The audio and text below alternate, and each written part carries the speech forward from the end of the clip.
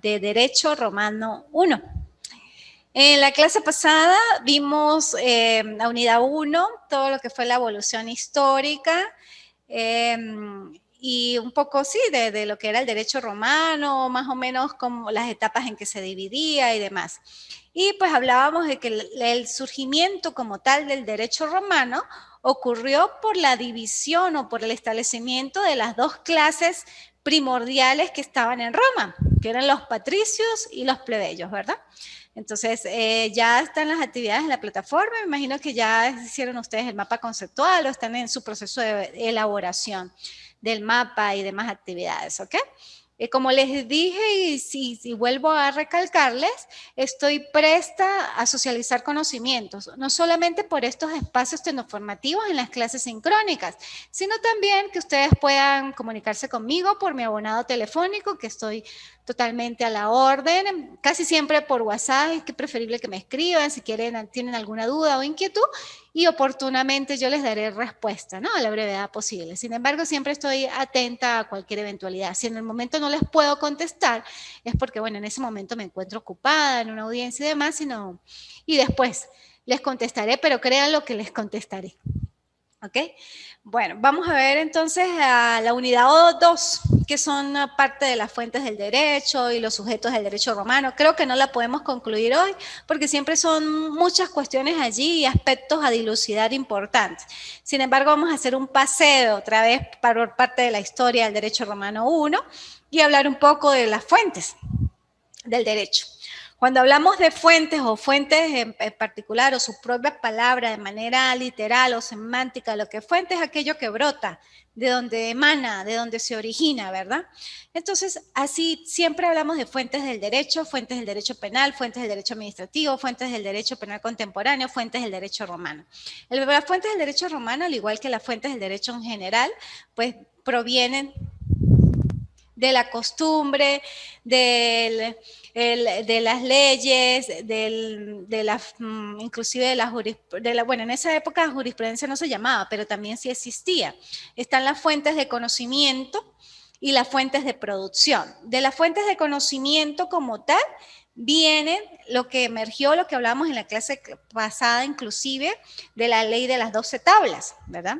Eso es una fuente del conocimiento. O sea, ¿por qué fuente del conocimiento? Se originó de allí, de las 12 tablas de derecho romano, es como un establecimiento donde se encuentran plasmadas las instituciones procesales, administrativas, penales, y era una forma de regular la sociedad de los patricios y de los plebeyos, ¿verdad?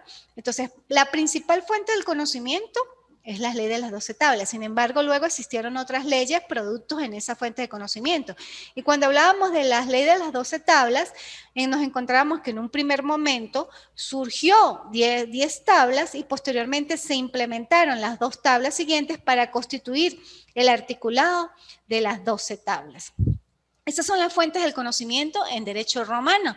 La ley de las 12 tablas, también hay otra que habla de lo que instituía Gallo y demás, que son fuentes del conocimiento. Y también emergen las fuentes de producción. ¿Cuáles son las fuentes de producción? Lo que hoy comúnmente también denominamos las fuentes generales del derecho, la costumbre. Se considera una fuente de producción porque en Roma se hacía mucho uso de los usos, valga la redundancia. Entonces, todo aquello reiterado en el tiempo y que constituía un uso generaba costumbre, porque es la reiteración de una conducta, de un uso que se hizo costumbre y que se aplicó como ley. Entonces lo establecieron como fuente del derecho romano. La costumbre, y al igual que la costumbre, la fuente del derecho en general, está la costumbre praeter legem, la contra legem y la secundum legem. La secundum legem según la ley, la costumbre según la ley o apegada a la ley. La contra legem, la costumbre contra la ley o contraria a la ley. Y la praeter legem, la que va más allá de la ley. Entonces, es muy importante que ustedes, y al igual que las fuentes del derecho en general, verifiquen las fuentes del derecho romano, que son muy parecidas y que podamos internalizar esos conocimientos. Y es muy importante el libro de Gerardo Tiberos Paulini, donde más o menos especifica esas fuentes de producción, esas fuentes de conocimiento, ¿ok? Seguimos con las fuentes de producción. Aparte de la costumbre, que también ellos le llamaban el res majori o res majore, que era como ese compendio de usos que se convirtieron en normas consuetudinarias y las llamaban res majori. La ley. ¿Qué es la ley? Todo aquello constituido o emanado, en el caso particular nosotros, en la asamblea, de un órgano efectivamente legislativo con potestad para dictar las leyes, ¿verdad? ¿Quién interpreta las leyes? La sala constitucional, en el caso de nosotros. Pero en Roma estaban las leyes que eran votadas por el pueblo y que emergían inclusive de los consultos o de los senados consultos. Entonces, todo aquello que ellos consideraban que debía ser regulado, o sea, había un magistrado senador o el senado se constituía y el pueblo elegía sobre esas leyes. Pero pues lógicamente eran emanadas del senado y como mecanismo de regulación estaba el pueblo. De ahí emergió pues también la ley de las 12 tablas como principal fuente de producción del derecho romano. Aparte de la ley, bueno, ellos inclusive optan por otros tipos de instituciones, ¿no? Por lo menos el plebiscito, el senado consulto, el edicto de los magistrados, que el edicto de los magistrados y las constituciones imperiales se asemejan mucho a lo que hoy en día la jurisprudencia, o inclusive las respuestas de los prudentes, que eran decisiones emitidas por gente estudiosa del derecho en esa oportunidad. En cada época siempre hay estudiosos, ¿verdad?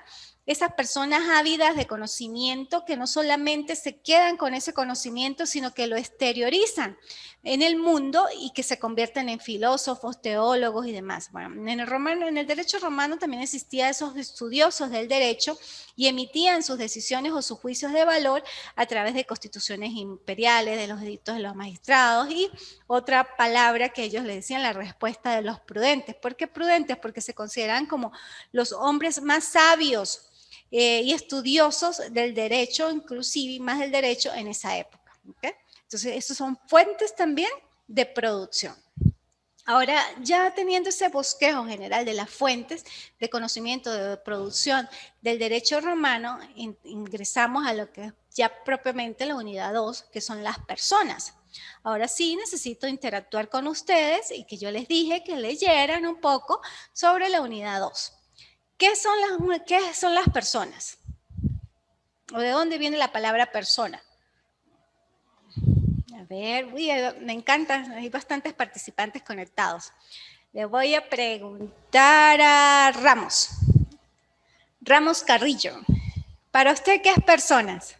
Bueno, doctora, podríamos decirle que las personas son los sujetos de derecho, Ajá. en este caso, y a quienes les aplica la ley, porque hay un principio del derecho que dice que donde hay personas, hay normas, y donde hay, donde hay personas también hay sociedad, por lo cual requiere las normas que son la fuente del derecho, para que todos debemos regirnos bajo las normas. Ok, muy bien. Gracias, licenciado. Bueno, y muy importante porque me hiciste acordar que en la época romana solamente los sujetos de derecho eran los patricios. En Roma o en el derecho romano, solamente los que eran sujetos de derecho prácticamente eran los patricios, esa sociedad elitesca. Los plebeyos no eran sujetos de derecho, eran objeto de derecho. Eran el objeto, o sea, ellos inclusive eran tan despectivos que no se consideraban gente. Para los romanos y para los patricios en particular, los plebeyos eran considerados no gente, no eran gente. Entonces, efectivamente, las personas, si vamos al derecho romano, bueno, si vamos a la parte literaria de lo que es el ser humano, o sea, es esto. Las personas somos los seres humanos, constituidos por carnes y huesos. En la época romana, inclusive desde la parte etimológica, viene de personar. ¿Y qué es personar? Sonar fuerte. Y si nos vamos al plano inclusive teatral y a esa parte de Roma como tal, ellos decían que era personificar, sonar fuerte a través de máscaras. ¿Por qué? Porque ellos decían que la persona sonaba fuerte y pasaba por un proceso de cubrimiento, de tapar su rostro. Entonces, sonaba fuerte cubriendo su rostro, pero viene etimológicamente la palabra personar, que significa sonar fuerte. Entonces, podemos hablar de personas y en el plano jurídico, personas naturales, personas jurídicas. En el plano romano, en esa época del derecho romano, hablábamos de las personas morales o de las personas humanas como tal. Cuando hablamos de las personas humanas, aquellos sujetos de derecho, el individuo de carne y hueso. Y cuando hablamos de personas morales, como creaciones ideales del ser humano, como semidioses o dioses en esa época. Ellos hacían esa distinción entre personas humanas y personas morales. Y pues catalogaban efectivamente lo que era sujeto de derecho y su objeto de derecho. El sujeto de derecho, como indiqué, solamente pues el que tenía la capacidad de hecho y de derecho, y eran prácticamente los patricios, porque los plebeyos eran objetos de derecho, y inclusive, como ya también lo dije, eran personas que eran considerados no gente. Para ellos no eran personas, inclusive como no gente. ¿Ok? Entonces, los sujetos de derecho eran los que tenían dos capacidades para actuar específicamente: capacidad de derecho y capacidad de hecho. La capacidad de derecho era aquella que podía ejercer y permitir ejercer la titularidad de los derechos como tal. Era el titular de los derechos. Y la capacidad de hecho era esa potestad de ejercer esos derechos que tenían esa titularidad. Entonces, necesariamente el sujeto de derecho tenía que tener capacidad de hecho y capacidad de derecho para efectivamente ser sujeto de derecho en el ámbito del derecho romano. Hay cuatro especiales referencias cuando habla de los requisitos referentes a la existencia del hombre y que fuera efectivamente luego considerado sujeto de derecho. El primero era que desde la concepción del sujeto romano, del sujeto de derecho romano, de la persona romana, era preciso que el feto sea totalmente separado del claustrum materno. O sea, desconexión totalmente del cordón umbilical. Inclusive en esas épocas eran tan fuertes en que el feto, cuando era extraído de la matriz de su madre, no podía tener partículas de su madre, por decir algún lunar. Había niños que nacían con lunares o con cosas o con algún tipo de fibroma o con mioma. Ya para ellos era como que estaba contaminado, por decirlo así. No lo consideraban que era una persona adecuada o apta. Entonces tenía que estar en el momento de la extracción, aparte del rompimiento de ese cordón umbilical entre la madre y el feto, estar como un ciudadano puro, el feto puro, sin nada que lo ligara así efectivamente a su madre, ¿ok? Y que se viera físicamente. 2, era necesario que el nacimiento se haga con vida, porque efectivamente, o sea, para ellos esos requisitos existenciales del hombre o de su inicio como hombre, era que naciera con vida. Y porque muchos en esas épocas, pues, prácticamente, o sea, todos eran los partos así, o sea, por extracciones manuales, y muchas veces los fetos, pues, se morían, ¿no? Nacían, no tenían bien el tiempo y morían en el vientre de la madre. Entonces era necesario que para adquiriera derechos y tuviera esa capacidad de hecho y de derecho, naciera efectivamente con vida. Luego ellos implementaron lo que hoy en día en la concepción del Código Civil venezolano inclusive habla del no nacido, que tienen derechos desde el momento, derechos civiles desde el momento de la concepción. Ellos igualmente luego lo implementan. Por eso yo recalco mucho de que el derecho romano es base de todas las instituciones de hoy en día, inclusive. Entonces, ellos implementan eso, los derechos del no nacido, y que deben reconocérsele derechos inclusive desde la concepción. Luego, se requiere que el parto sea perfecto. O sea, que no hayan complicaciones en el momento del parto, que el niño pueda ser extraído bien, que no tenga ningún tipo de deficiencia, que la mamá también esté segura y que el parto sea perfecto. Y que tenga forma humana. Eso para ellos era totalmente especial e importante. Inclusive ellos estigmatizaban y relegaban y, o sea, de una otra manera eran despectivos con los niños que nacían con defectos. Era tanto incluso que su forma de tener intolerancia con los niños que nacían con alguna malformidad, que los botaban, la propia familia, los tiraban a los barrancos, porque no podían tener en su familia un niño que tuviera algún defecto, un defecto observable. Inclusive si el niño en el momento que era examinado médicamente se consideraba que también tenía algún tipo de anomalía en su sistema motriz o mental, también muchos de los padres lo que hacían era botarlos por los barrancos, los dejaban por ahí que se murieran. Efectivamente, porque tenía que tener inclusive forma humana. Imagínense cuando habían niños que para ellos el labio leporino, eso no era no tener forma humana, para ellos eso era aberrante. O los niños que nacían con algo pegado en su piel, algún fibroma, o un lunar grande, o algo así, o una bolita, o qué sé yo, tantas cosas que pudiera tener un niño, y más en esas épocas donde sí, la medicina estaba bien, pero habían cosas que escapaban de sus manos. Entonces, lo que no tuviera figura humana o que a ellos le pareciera que iba a tener una anomalía y que iba a ser hasta un estorbo para la sociedad, pues lo delastraban de la sociedad romana. ¿Ok? Entonces, el comienzo de la existencia de la persona física empieza a adquirir derechos cuando efectivamente se verifican todas esas circunstancias. Así como ellos dan un inicio a la existencia y especifican 4 patrones fundamentales del origen de la existencia humana, de la existencia del derecho romano o del ser romano, hay un fin de la existencia. ¿Cuál es ese fin de la existencia? 2 causas principales para ellos. El fin de la existencia humana romana era la muerte y la esclavitud.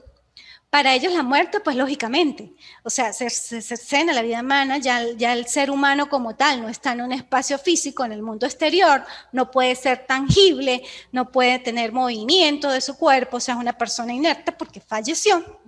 Y lógicamente hay fin de la existencia humana romana, pero también para ellos se morían prácticamente estando vivos cuando eran esclavos. Para ellos perdían su existencia humana romana cuando se convertían en esclavos. ¿Y cómo se convertían en esclavos? Bueno, muchas veces se convertían porque adquirían deudas. Y una de las partes de las 12 tablas decía que todo aquel deudor que efectivamente contrajera una deuda con un acreedor, una persona determinada, y no pudiera pagarla en su oportunidad, el acreedor podía hacer uso de esa persona deudora y convertirla en su esclavo. Eso lo disponía parte de la ley de las 12 tablas. Entonces, automáticamente estaba consciente de que si adquiría una deuda y no podía pagarla, pasaba a ser esclavo. Entonces, para ellos, eso era lo más aberrante que podía pasar y ellos perdían su existencia humana y se convertían en esclavos. Que también como otra forma de poder, hay muchas formas, pero las 2 principales, inclusive en las guerras. En las guerras, para ellos observaron que era mejor tener al enemigo vivo, pero esclavo, y no tenerlo muerto, porque ya no le iba a servir. Entonces, podían adquirirlo, tener esa persona y tenerla esclavo. Tanto fue así que producto de esas guerras tuvieron tantos esclavos que hubo un momento que Séneca, uno de los filósofos en esa oportunidad, les dio como miedo. Y en sus libros explican esa parte porque hubo un senado, un magistrado por allá que dijo que había que a los esclavos estigmatizarlos y que la sociedad se diera cuenta que efectivamente eran esclavos. ¿Y cómo hacerlo? Ponerles como un uniforme, palabras más, palabras menos. Pero entonces uno de ellos dijo, no, oye, ¿cómo le vamos a poner un uniforme si se van a dar cuenta que ellos son más y nosotros somos menos? Entonces puede haber una rebelión allí. Al saber ellos que son mayoría y que somos nosotros la minoría, hay un poder en abundancia además y nos pueden contrarrestar lo que tenemos. Entonces, no le colocaron uniformes a los esclavos y lo tenían como animalitos y pues por eso los tenían así como azotados, como que son los esclavos, no pueden entender, no pueden conocer las leyes y demás. Y por eso pues las 12 tablas fue en un principio demasiado dura y cruel en la implementación de las leyes. Y solamente eran leyes que favorecían a los patricios y a los plebeyos los cercenaban, inclusive regulaban toda esa forma de la esclavitud. Entonces, para tener personalidad completa en Roma se requiere necesariamente reunir 3 partes o 3 estatus. ¿Cuáles son? El status libertatis, el status civitas y civitatis y el status familia, o sea, el status de la libertad, el status de la ciudad como ciudadano romano y el status familia, que eso es lo que se le llama los 3 elementos del caput, o sea, son normas o renombres que le dan los romanos en esa época. Cuando hablamos del status libertatis, que eso lo vamos a desmembrar poco a poco en las otras clases, sin embargo, los invito a que lo lean porque eso es bastante denso. Yo aquí doy las pastillitas y voy hablando para que ustedes tengan una línea, como que hagan un mapa mental en su cabecita y sepan más o menos estructurada por dónde vamos. Sin embargo, tienen que necesariamente ustedes internalizar esos conocimientos. Y más que el derecho romano es bonito, porque es como un cuento. O bueno, yo lo hago como un cuento. Ok, entonces, el status libertati es ese ser libre, no esclavo. ¿Y quiénes eran libres? Pues bueno, todos los patricios, la clase litesca, los pudientes y lógicamente los que adquirían obligaciones, pero podían cumplir con sus obligaciones. Porque recuerden, como ya lo indiqué hace rato, el que no cumplía con sus obligaciones más pecuniarias, pues lógicamente se convertía en esclavo. ¿Okay? El status civitatis, ser ciudadano romano y no latino y peregrino. Ellos eran muy despectivos también con eso, o sea, los romanos eran los romanos. Para ellos los que no eran romanos, pues prácticamente también no eran gente. Entonces, ser ciudadano era un ser ciudadano romano, no extranjero, no latino, no peregrino, y con sus directrices que fueron reguladas posteriormente, que es lo que vamos a ver en las próximas clases y lo que ustedes tienen que desarrollar en las estrategias de validación. Y el estatus familia que corresponde y que todo varón tiene dentro de la familia. Recuerden que también los romanos eran muy pater familia, ¿no? Y si tú hubo un momento que hubo un mater familia, pero ellos eran muy pater, eran como muy machistas. El hijo varón era el que tenía más derechos que la hija, o sea, la hembra y demás. Entonces, 3 aspectos o elementos principales, los elementos de caput, y los que efectivamente eran como el complemento de la personalidad del sujeto de derecho, el status libertatis, el status civitatis y el status familia. Luego hacen una pequeña clasificación de las personas físicas. Acuérdense que hablábamos de las personas físicas, las humanas, y las morales, que eran como los semidioses o los dioses, que ellos lo veían como personas abstractas, ¿no? Pero la clasificación que dan los romanos de las personas físicas las dividen en 6 prácticamente: los hombres libres y esclavos. Los hombres libres se dividen en ingenuos y en libertos. Los romanos y los no ciudadanos. Los no ciudadanos se dividen en latinos y peregrinos. Los sui juris y los alieni juris. Los bajo tutela y los bajo curatela. Y luego vienen las diferentes potestades. ¿Y qué son potestades? Facultades, poderes que tiene Roma y que las dividen en 4. La patria potestas o patria potestad, la dominica potestas, la manus mariti y la mancipio. Entonces, hoy solamente voy a establecer, así de manera general, como ya le indiqué, los nombres. La próxima clase ustedes tienen que saber qué es una mancipio, qué es una manus mariti, y vamos a socializar un poco para ya entrar de lleno a lo que es específicamente status libertatis, pero también un poco porque creo que en la unidad 3 ya son las cosas. Por eso les digo, o sea, tienen que necesariamente poder internalizar estos conceptos de derecho romano para que de otra manera abran su entendimiento y luego conozcan las instituciones propias de derecho civil, administrativo, penal, que son de otra manera la base. El derecho romano es la base de esas instituciones que hoy en día vemos. ¿Ok? Estoy a la orden, como les indiqué. Se pueden comunicar conmigo por mi número de teléfono o por la plataforma, y de verdad pues un placer socializar y estar en estos espacios tecnoformativos con ustedes. Chao, nos vemos la próxima semana.